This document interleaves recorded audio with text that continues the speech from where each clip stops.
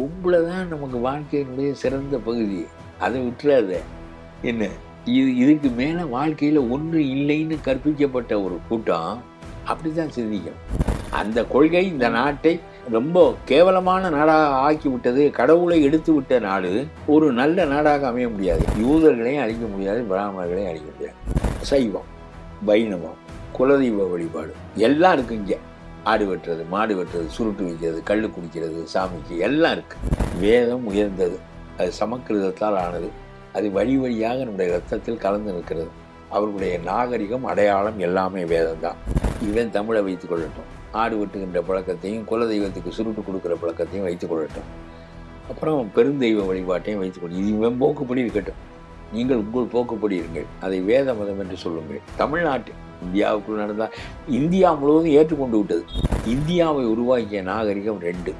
ஒன்று வேத நாகரிகம், வேத காலம், வேதிக் ஏஜ். இன்னொன்று இண்டஸ் வேலி ஏஜ். பெரியாரை பற்றி எதுவுமே தெரியாத ஒரு ஆள் ஒருத்தர் இருப்பார் என்றால் உதயநிதி தான். ஸ்டாலினுக்கும் தெரியாது. சமக்கிருதம் உயர்ந்த மொழியா என்றால் உயர்ந்த மொழி. மகாபாரதத்தையும் ராமாயணத்தையும் பெற்றிருக்கின்ற ஒரு மொழி குறைவான மொழியாக இருக்கவே முடியாது. தமிழனால் செய்ய முடியாதது இந்தியாவால் உலகத்தில் உள்ள எந்த இனங்களாலும் மகாபாரதம், ராமாயணம் போன்ற இவ்வளவு பெரிய பாரகாவியத்தை, இதிகாசத்தை உருவாக்க முடியாது.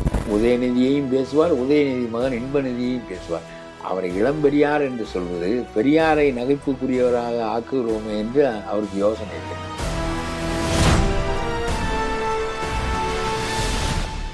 ஸ்ரீ டிவி நேயர்களுக்கு வணக்கம். எதிர்வினை நிகழ்ச்சியில் சந்திப்பதில் மகிழ்ச்சி. சென்ற பகுதியில் நம்ம பார்த்தோம், ஐயா பழக்கருப்பையா அவர்களோடு பல கருத்துக்களை நம்மளோடு பேசிட்டு இருக்காங்க. இன்னைக்கு ஒரு முக்கியமான விஷயத்தை அவங்கள்ட்ட கேட்கணும்னு சொல்லி, திருவண்ணாமலையில் திமுகவுடைய இளைஞரணி சார்பாக மிக பிரம்மாண்டமான மாநாடு நடைபெற்றது. அதில் ஏவா வேலு அவர் தான் ரொம்ப வசதியான அமைச்சர். இப்பொழுது அவர் சொல்லும் பொழுது உதயநிதியை எங்களுக்கு ஒரு இளம் பெரியாரை கொடுத்து விட்டீங்க, நீங்கள் கொடுத்ததுலே எங்களுக்கு கிடைத்த மிகப்பெரிய பொக்கிஷம் அதுதான். அதுக்கு காரணம் ஏவா வேலு தன்னுடைய தகுதியின் காரணமாக பெற்ற மந்திரி பதவி இல்லை. அது இது போன்ற பேச்சுக்களினாலும் பின்னால் தெரிவதனாலும் அவருடைய துண்டை தாங்கி கொண்டு நடப்பதினாலும் அவருக்கு கிடைத்த பதிவு இது. அதனால உதயநிதியையும் பேசுவார், உதயநிதி மகன் இன்பநிதியையும் பேசுவார். அவரை இளம்பெரியார் என்று சொல்வது பெரியாரை நகைப்புக்குரியவராக ஆக்குகிறோமே என்று அவருக்கு யோசனை இல்லை. உதயநிதியை இளம்பெரியார் என்று சொல்வதனால் பெரியார் நல்லதாகவோ கெட்டதாகவோ அவருடைய கருத்துக்கள் நமக்கு உடன்பாடு இல்லையோ, ஆனால் ஒரு பொது வாழ்க்கையில் அவர் நம்பிய கொள்கைகளுக்காக அவர் தன்னலம் இல்லாமல் போராடினார். அந்த கொள்கை இந்த நாட்டை ரொம்ப கேவலமான நாடாக ஆக்கி விட்டது. கடவுளை எடுத்து விட்ட நாடு ஒரு நல்ல நாடாக அமைய முடியாது. ஏனென்றால் எல்லா மக்களையும் அச்சுறுத்தி ஒழுங்குக்கு உள்ளாக்கக்கூடிய ஆற்றல் கடவுள் நம்பிக்கைக்கு தான் இருக்கிறது, அற நம்பிக்கைக்கு தான் இருக்கிறது. ஆகவே அவர் செய்த வேலைகள் it was based on hate. ஒரு குறிப்பிட்ட சமூகத்தின் மீது அவர் வெறுப்பை கக்கினார் என்ற அடிப்படையில் அவர் சொன்ன எல்லா கருத்துக்களும் ஒரு குறிப்பிட்ட காலத்தில் ஒரு மனிதனுடைய மேலாதிக்கத்தை ஒழிக்க நினைப்பது என்பது பிழை என்று நான் சொல்லவில்லை. அது முடிந்தது.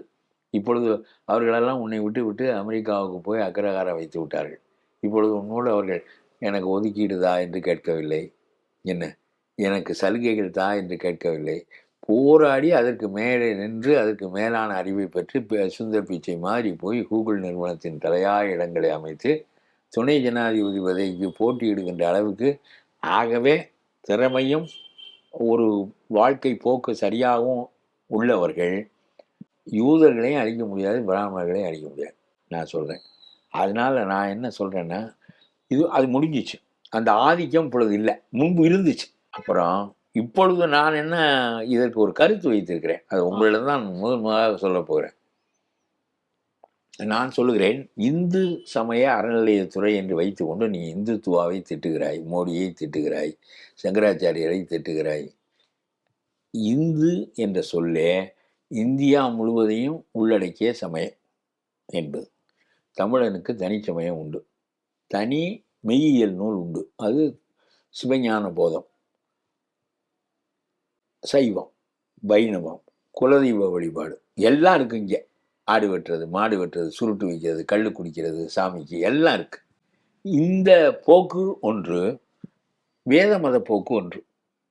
இந்த வேத மத போக்குடையவர்கள் 18ஆம் நூற்றாண்டில் தான் இந்து என்ற சொல்லே ஏற்பட்டது. பாரதி இந்து என்ற சொல்லை தமிழிலே முதலில் கையாளுகிறான். வள்ளலாருக்கு இந்து என்ற சொல் தெரியாது. நான் இதை சொன்னேன். இந்து சமய அறநிலையத்துறை என்று வைத்துக்கொண்டு நீ என்ன இந்துத்துவாவை மறுத்து பேசுகிறாய்? தமிழ் சமயங்கள் மற்றும் வேத மத அறநிலையத்துறை என்று வை. வேத மதம் என்பது பிராமணர்களின் மதம். தமிழ் சமயங்கள் என்பது சைவமும் வைணவமும், குலதெய்வ வழிபாடும், ஆடுவட்டல் உட்பட எல்லாமே.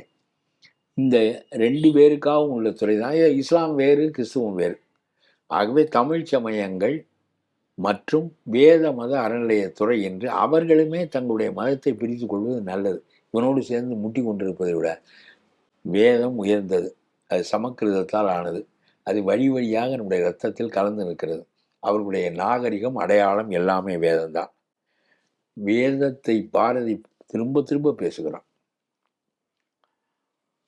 வேதமுடைய நாக்கு இந்திய தாயின் நாக்கு என்று சொல்லுகிறான். வேதமுடைய தமிழ்நாடு என்று சொல்லுகிறான்.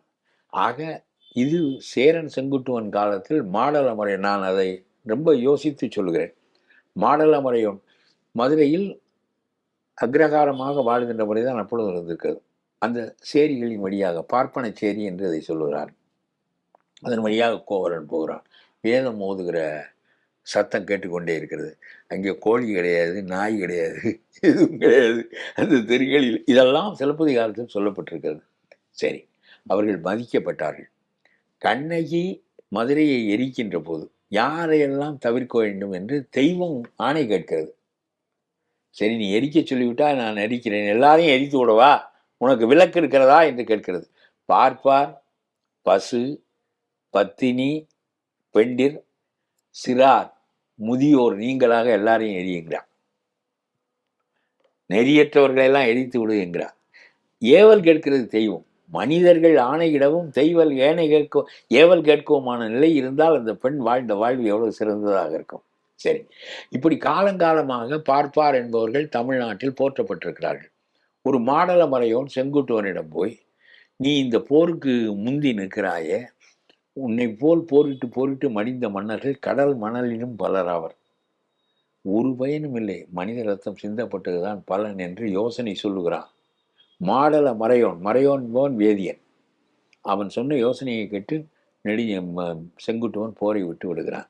இப்படி மேலான யோசனை சொல்லுகின்றவர்களாகவும் மேலான அறத்தை போதிக்கின்றவர்களாகவும் இருந்தவர்கள் காலைப்போக்கில் பிறப்பால் நான் உயர்வு, வாழ்க்கை முறையால் உயர்வு என்பது போக பிறப்பால் நான் உயர்வு என்ற நிலைக்கு அவர்கள் வந்த பிறகு, தொடக்கூடாது, தீண்டக்கூடாது, மேலைப்படக்கூடாது என்றெல்லாம் வந்த பிறகு இந்த சமூகம் துண்டுபட்டது.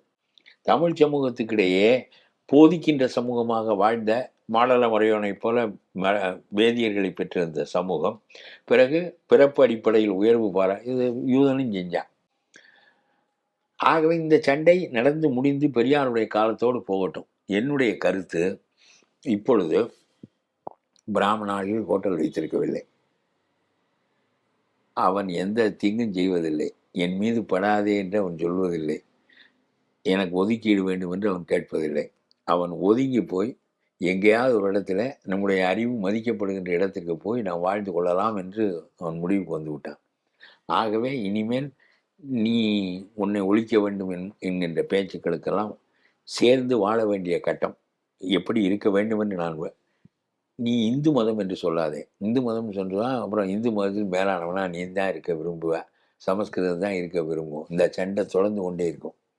இவன் தமிழை வைத்துக் கொள்ளட்டும், ஆடு வெட்டுகின்ற பழக்கத்தையும் குலதெய்வத்துக்கு சுருட்டு கொடுக்குற பழக்கத்தையும் வைத்துக் கொள்ளட்டும், அப்புறம் பெருந்தெய்வ வழிபாட்டையும் வைத்துக்கொள்ள, இது இவன் போக்குப்படி இருக்கட்டும். நீங்கள் உங்கள் போக்குப்படி இருங்கள், அதை வேத மதம் என்று சொல்லுங்கள். தமிழ்நாட்டு இந்தியாவுக்குள் நடந்தால் இந்தியா முழுவதும் ஏற்றுக்கொண்டு விட்டது வேத மதத்தை. ஏனென்றால் அவர்களுக்கு மெய்யியல் பார்வை இல்லை. விவேகானந்தருக்கு இல்லை. விவேகானந்தர் பார்ப்பனர் அல்லாதவர். என்ன, அவரை போன்றவர்கள் தான் இதை தூக்கி நிறுத்துகிறார்கள், அவருக்கு இல்லை. ஆகவே சங்கரருடைய வேதாந்தத்தை அவர்கள் தங்களுடைய மெய்யியலாக ஏற்றுக்கொண்டு விட்டார்கள். இங்கே அப்படி இல்லை. இங்கே வேறு வகையாக உருவான பகுதி இது. இந்தியாவை உருவாக்கிய நாகரிகம் 2. ஒன்று வேத நாகரிகம், வேத காலம், வேதிக் ஏஜ். இன்னொன்று இண்டஸ் வேலி ஏஜ். சிவிலைசேஷன், நாகரிகம்.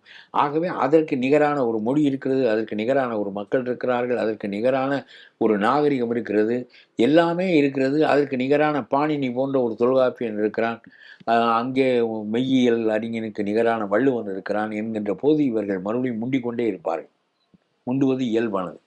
ஆகவே நான் சொல்லுகிறேன், அதை வேத மதமாக வைத்துக்கொள்வோம், இதை தமிழ் சமயங்களாக வைத்துக்கொள்வோம், சைவம் வைணவம் எல்லாவற்றையும்.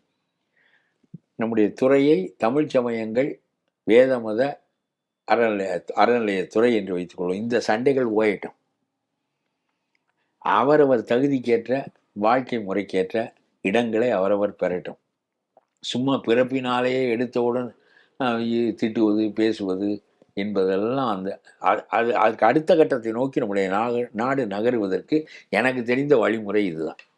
இது சம்பந்தமாக வீரமணிகிட்ட கேட்குறாங்க, அது மாதிரி அடுத்த பெரியார்னு சொல்கிறாங்க, உங்களை ஒன்றும் உறுத்தலையா அப்படின்னு. உடனே அவர் என்ன, யார் அடுத்த பெரியார்? உதயநிதி தான் அடுத்த பெரியார், இளம் பெரியார்னு ஏவாவேலு சொல்லிட்டார் இல்லையா? இதை போய் வீரமணிகிட்ட கேட்குறாங்க. அவர் என்ன சொல்கிறாருன்னா, பெரியாருங்கிறவர் ஒரு தனி மனிதர் கிடையாது, அது ஒரு தத்துவம். அந்த தத்துவத்தை யாரெல்லாம் உள்வாங்கி இருக்கிறார்களோ அவர்கள் இளம் பெரியாராக இருந்துட்டு போட்டோம், எனக்கு எந்த சிக்கலும் இல்லை அப்படிங்கிற. தனது மகனுக்கு அன்பழகுனா அவருக்கு கொடுக்கக்கூடிய விஷயத்தை விட அவர் உதயநிதிக்கு இளம் பெரியார் இருந்தா எனக்கு ஒன்றும் பிரச்சனை இல்லை அப்படிங்கிறார். ஏன்னா அவர் உள்ளத்திலேயே பெரியார் இருக்கிறார் அப்படிங்கிற.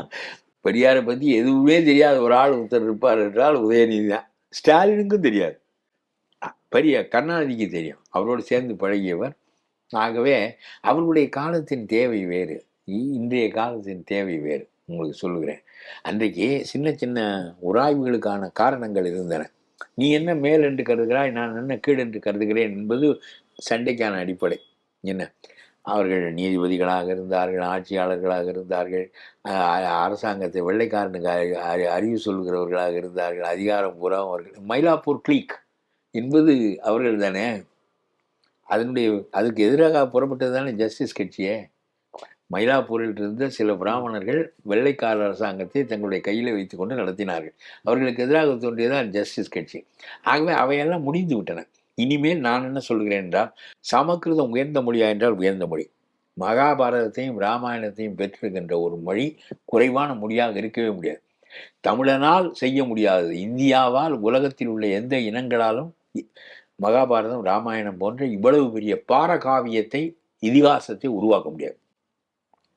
5 புத்தகங்களை எடுத்துக்கொண்டு செல்ல வேண்டும் ஒரு தனி காட்டுக்கு, ராபின்சன் குருசோவை போல என்று சொன்னால், முதல் நூல் திருக்குறள், 2வது நூல் மகாபாரதம், 3வது நூல் ராமாயணம், கம்பராமாயணம், அப்புறம் 2 நூல் நான் எடுத்துக்கொண்டு போவேனே தவிர, இந்த 2 நூலையும் படிப்பதினால் நாம் பெறுகின்ற அறிவு பெருக்கமும் நெறிவாழ்க்கையும் வேறு ஏதானாலும் பெற முடியாது. எப்படி மனித அறிவு கொண்டு இந்த மகாபாரதம், ஒரு மனிதன் வியாசனுடைய அறிவு பெருக்கப்பட்டது. வியாசனோடு சேர்ந்து பல வியாசர்கள் உள்ளே நுழைந்திருக்கிறார்கள் மகாபாரதத்திற்குள். காலகாலமாக அது செதுக்கப்பட்டு சிறப்பானவை சேர்க்கப்பட்டு சிறப்பற்றவை நீக்கப்பட்டு அப்படியே தான் அது ஒரு பெரிய இதிகாசம். ஆனால் அதுக்கு மூலம் வியாசன், மூலம் வால்மீகி. கம்பன் அதை இன்னும் சிறப்பிக்கிறான் என்றாலும் கூட. ஆகவே மாபாரதம் தமிழ் படுத்திய பாண்டியன் என்று சொல்லி ஒருவன் போற்றப்படுகிறான். அதை தமிழ்ல கொண்டு வந்தானா? இந்த தமிழ் மக்களுக்கு இவ்வளவு பெரிய ஒரு அறிவு களஞ்சியத்தை கொண்டு வந்தானே பாண்டியன் என்பதற்காக அவன் ஆரிய படை கடந்த நெடுஞ்செழியன் மாதிரி மாபாரதம் தமிழ் படுத்திய பாண்டியன் என்று தமிழ் பாராட்டுகிறது. கம்பன் இதற்கு மேலான ஒரு நூலை நாம் பார்க்க முடியாது என்பதனாலே அதை உள்வாங்கி கொண்டு அதை இன்னும் அலங்கரிக்கிறான். அதனால் எனக்கு தெரிய அறிவிலே, நான் கவிஞர்களுக்கிடையே கண்ட அறிவிலேயே பாரதி அதை ஒழுங்காக சொன்னான். கம்பனை போல் வள்ளுவன் போல் இளங்கோ போல் பூமிதனில் யாங்கனிமே பிறந்ததில்லை, பூமிதனில் யாங்கனிமே. எவ்வளவு ஒரு பெருந்தன்மையோடு பாராட்டுகிறான். ஆனா இவங்களுக்கு ஏன் அந்த கம்ப ரசம் தான்? அவ்வளவுதான். அதான் நான் சொன்னேன், கடன் வாங்கியாவது நெய்யை உண். பொம்பளைதான் நமக்கு வாழ்க்கையினுடைய சிறந்த பகுதி, அதை விட்டுறாத. என்ன, இதுக்கு மேல வாழ்க்கையில ஒன்று இல்லைன்னு கற்பிக்கப்பட்ட ஒரு கூட்டம் அப்படித்தான் சிந்திக்கும். என்ன, நான் சொன்னதை நீங்க யோசிங்க. அதாவது தமிழ் சமயங்கள் மற்றும் வேத மத அறநிலையத்துறை. இதுகாரும் ஐயாவிடமிருந்து பல விஷயங்களை நம்ம தெரிஞ்சுக்கிட்டு இருக்கோம். இன்னும் வரக்கூடிய காலங்களில் பல அரசியல் விஷயங்களையும் கூட ஐயாவோடு நேர்காணல் செய்ய வேண்டும்ங்கிற ஒரு ஆசையும் நமக்கு இருக்கிறது. மீண்டும் ஒரு நிகழ்ச்சியில் சந்திப்போம். அதுவரை உங்களிடம் விடைகிறோம். நன்றி, வணக்கம்.